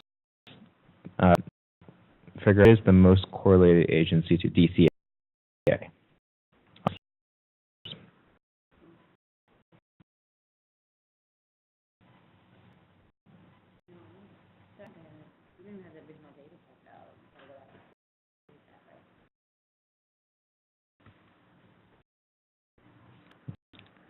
Up minutes on the clock for this. And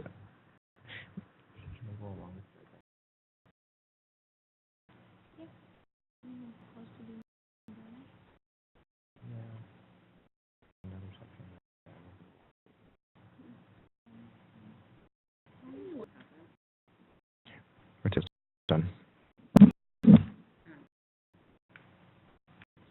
We're going to get this show started again.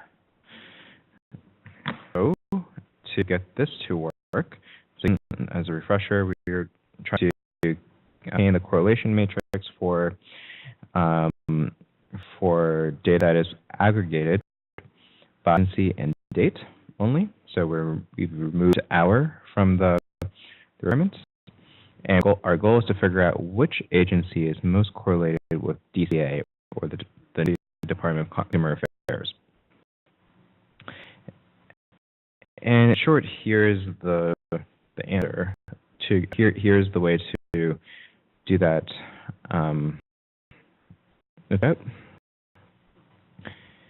You'll notice here that we just removed hour from the count, and then also removed hour from the reshape, and everything else is pretty much the same.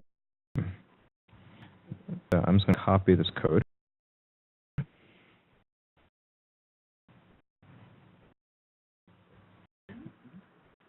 And I'm being slightly lazy right now. I'm just going to plop this down. The code editor. And looks like an error. So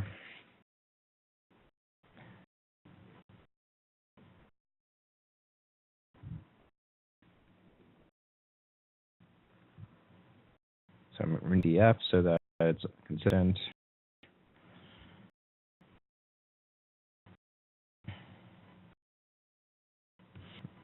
We're going to follow the blanks as we did before.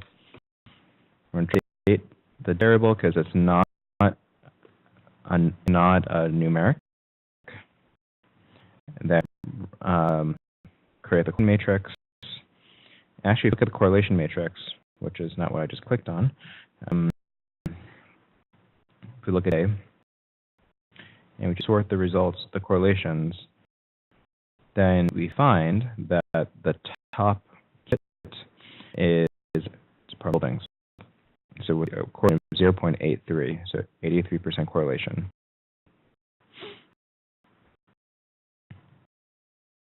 If we plot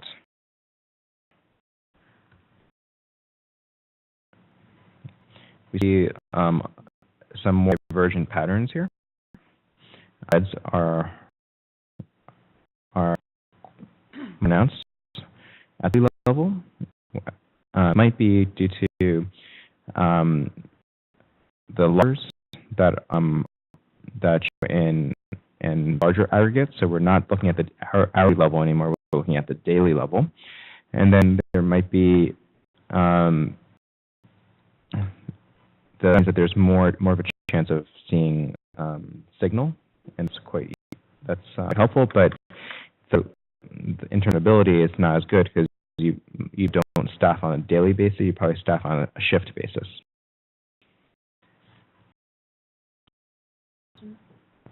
Mine is the size of the ellipse reflective of the variance within the data or the correlation? The shape of the tightness of the ellipse is reflective of variance, but it's also the variance and the strength of the correlation are pretty closely related because correlation coefficient is partial on variance.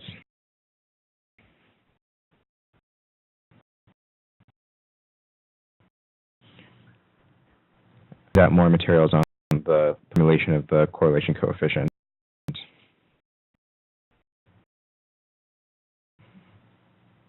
Any graph? That's good. All right. So it is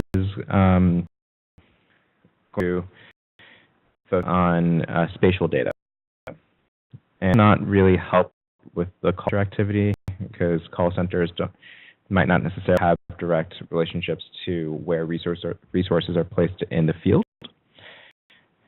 It's generally a cool thing to be able to play with spatial data when it's time. Aggregation of points in space oftentimes give way to so how we have counted for times in a given hour. We also look at the number of times a call would originate from an say like 500-foot block radius. and really simple. Something called hexbin. And hexbin does is it takes longitude or points into dimensional space. And it converts them into neat little partitions, equal partitions, and allows you to create a nice plot. So we use longitude, amplitude, and 100 x. I mean, going across the x-axis, how many small partitions will you have for longitude?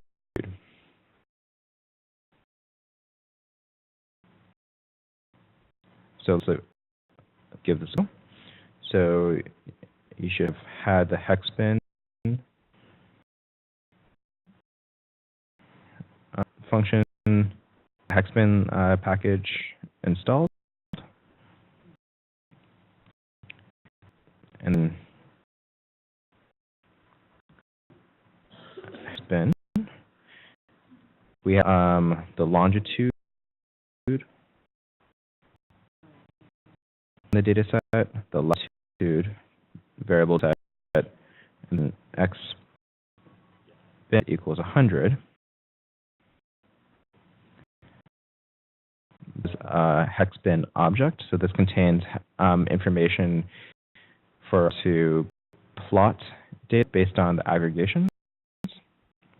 You have to type in plot and agent. And How do you make it bigger?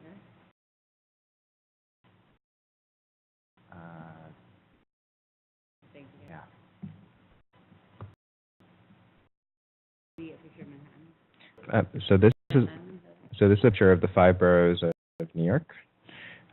You can see Manhattan here with the panel. See the Bronx, Island, kind of off here. Queens are joined together with a actual boundary that is in between them. And you can see that where are lots of calls. So you get quite a few from this part of Brooklyn. You get a bit here up in Washington Heights, northern part of Manhattan, Bronx.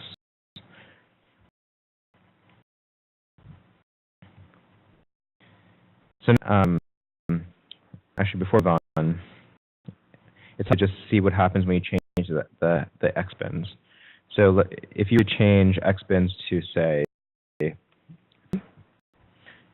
there's 2 lines of code, you get something ugly. Detail. Now, if you write it as x-bins equals 300,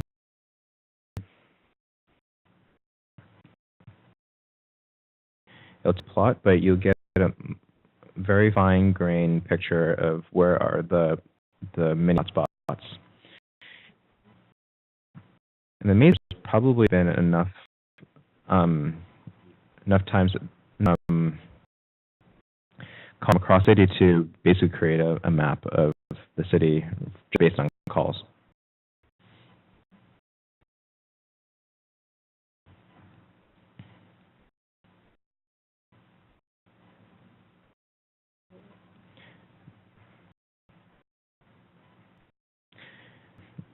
Okay, so we're going to do one more. This one gets a little bit more involved. So we want to now figure out how do hotspots differ by agency. And to do that, there are a lot of different steps that we have to go through, but they're it's more tedious than difficult. Again, you should have had the Lexbin library called already. We're going to go and figure out what are the top 4 agencies that get calls. That by using the count function, create an object that contains all the relations by agency. Run sort table on the frequency since it's a data, so that there's different properties of data classes, we'll the top 4 rows in the data frame, only keep the first column. So you'll, as you remember, in the count function, it returns one column for identifier, so in this case it's the agency, and one column for frequency. So we only want the name of the agency. Give that as list. This will contain a list of agencies, the top 4 most agencies in character form. So these are strings. Strings need to, in order to put the data set into the top 4 agencies, we need to then turn the agency variable into a character. Then key the top 4 agencies in the main data set, and then we're home free.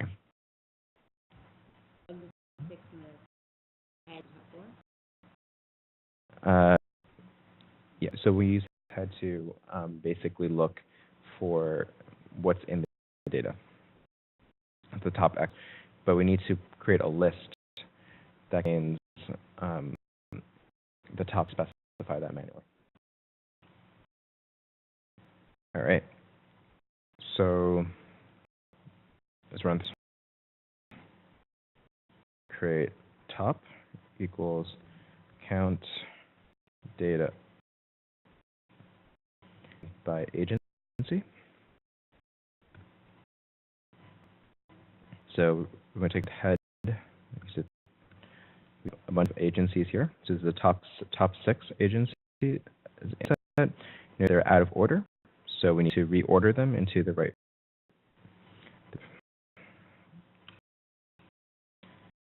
You can do top read, but use the order function within the data frame brackets.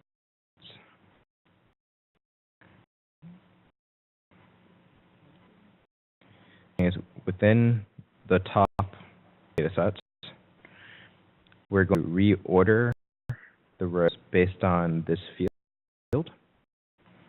We're going to add a sign before top within order. So this is sorting descending, not ascending, because ascending is the default. So then after running that, type in head top, organized, resorted based on the frequency in descending order.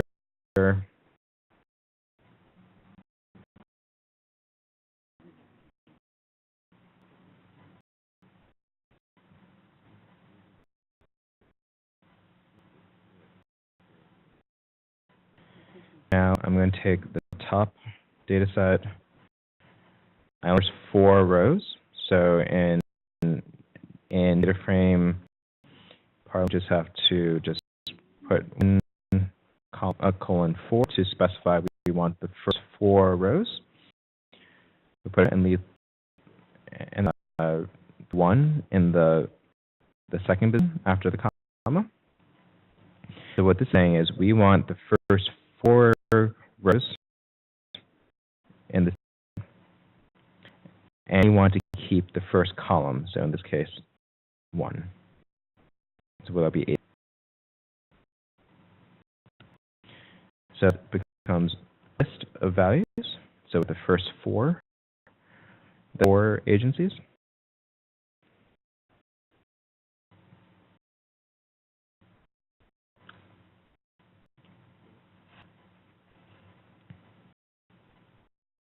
The class of the value, so everything in this list of a character. So we need to make sure that when we look at the AC field, we need to make sure that we match the same, that the variable is the same. So if it is, and then we'll use a subset to the size of the data set, only encompass the top 4 largest agencies.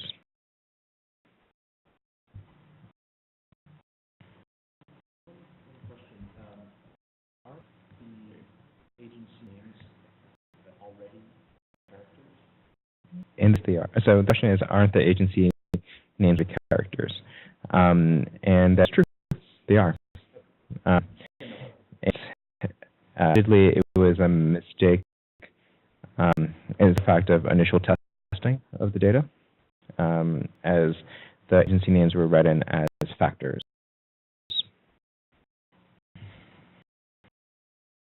Okay, it's a temporary data set by subsetting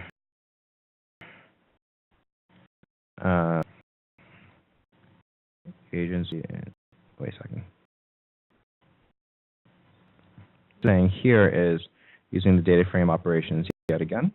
So within the data set, we're going to we're going to look at the agency variable and to see if any of these agencies listed in the list object are in the agency variable, and then we only keep the matches. So in this case, anything that should be HPD, NYT, and DEP. We have a new object for temp. This bit is a bit more of a doozy, so I can copy it.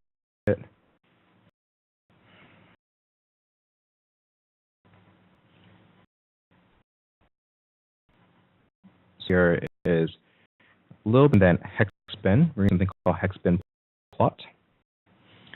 So the formula is we put the y value first with a tilde, the x value. So the coordinates that are going to be plotted, and so the type is used to denote groups. So we're going to group the agencies so that we end up with 4 plots.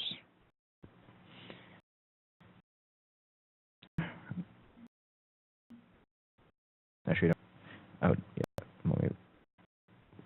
can keep that. So you can specify data equals temp.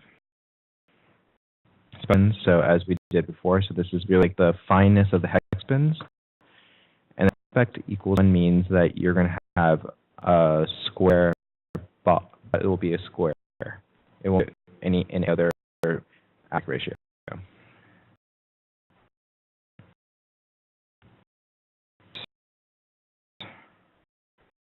Should take 5 seconds because it's crunching quite a bit of data. Press plot. Now we a 4 agency plot. And you where hotspots within each agency. Question?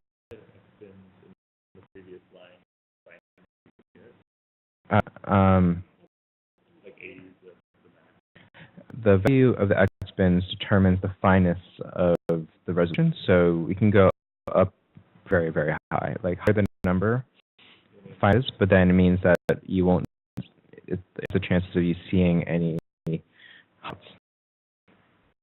Okay. So I know previously you did about 300. It took a little bit to process. Given, I guess, would you suggest sticking to something like around 80 or 50? Or 50 was, I know we were last time, but I guess my question is, do you recommend the 80, that area around 80, or even out there? So the question essentially was, what is the recommended value of X bins? And generally, I think it's a matter of just trial and error. And if we only had X bins at 10, you wouldn't be able to do anything. So it's a matter of what you want to convey.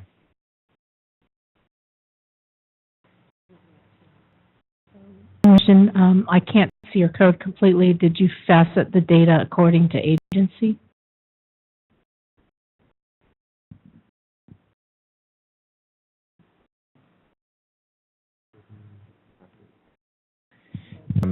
I'm going to expand the section here.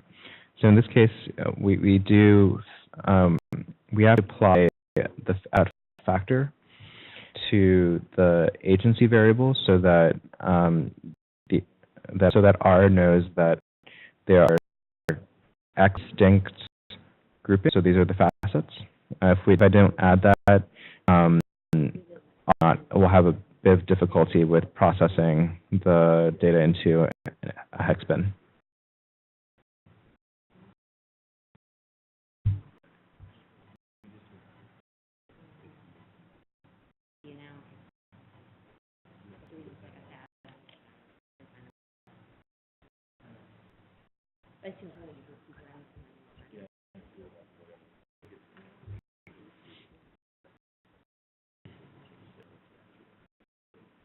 So this should look like in the end. It should look like a four quadrant with all the different hotspots. You can see that the patterns are different between each city agency. That basically concludes today's session. Additional questions, I'm happy to answer them. There's a question about when is part 2 of the class that has yet to be determined.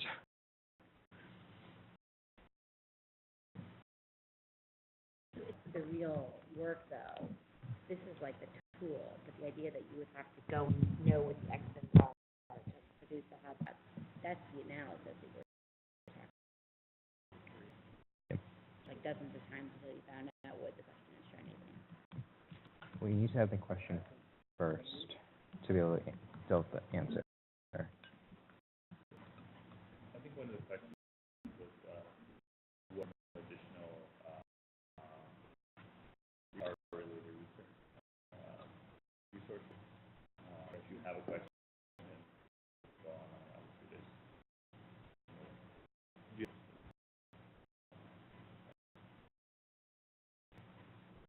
Question about are there online resources that we could refer participants to, and we will send out a nice hearty afterwards.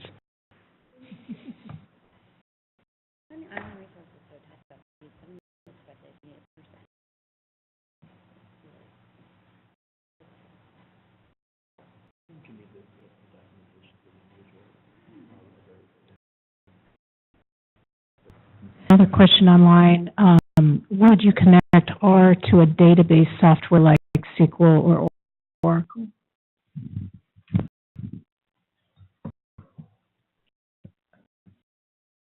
To any is basically to manipulate data sets, do different CRUD operations. So the sort of you can do data management using R. You can do the analysis using R. You can extract. You can actually SQL within R to run different queries in a database, and then it depends on the use case. But a common thing for us to use R, tap into an Oracle database, extract data sets that make sense to them or they need, run the extra transform load, so all the cleaning, the transformation, manipulation, conduct analysis, and then if you ever need to develop a new data product that predict things, score things, monitor things, use R to do that as well.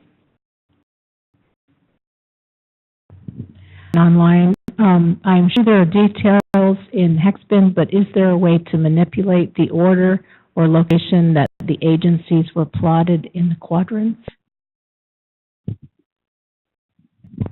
There is a way, and you can do so by reordering the fact levels. So back to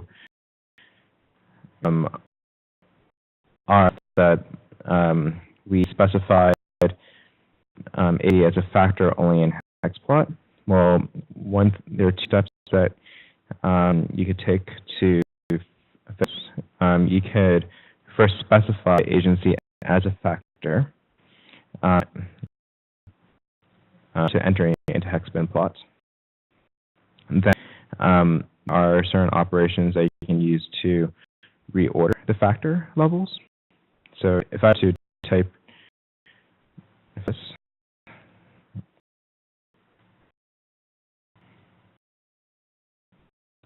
then I were to look at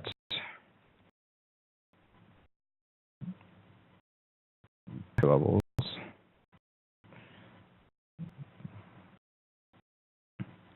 Quite what I was looking for.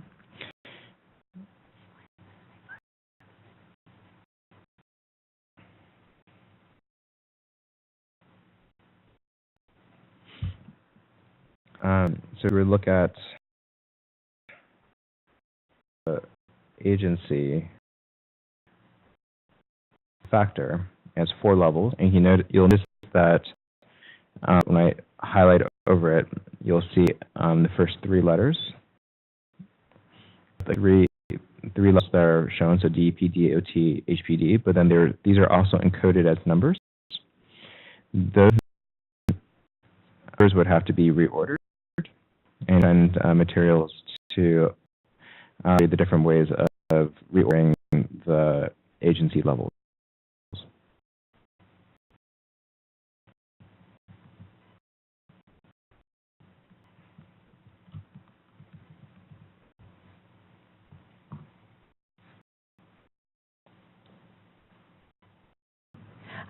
How is R related to Matlab?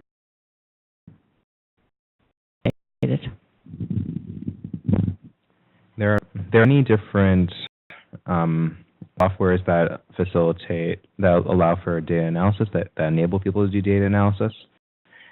There are languages that are known as open source languages. These are totally free and open to anyone to use. They're maintained by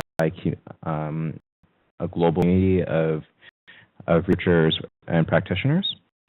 R is a statistical programming language that is also open source. Python is another one. There's another up-and-coming language called Julia, which has some interesting quirks, but is really a robust language. Matlab is a proprietary software that developed by a specific company. It's not similar, but it has similar functionality as us, but has also very different applications. There are folks who use R to access Matlab and vice versa. The languages have different abilities.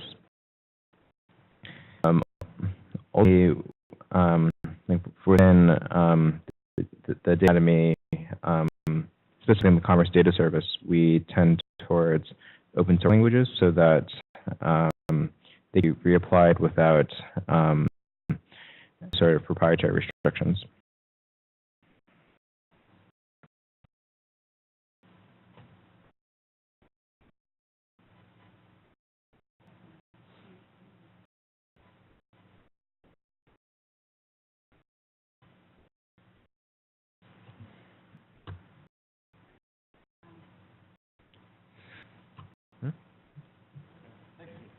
Yeah.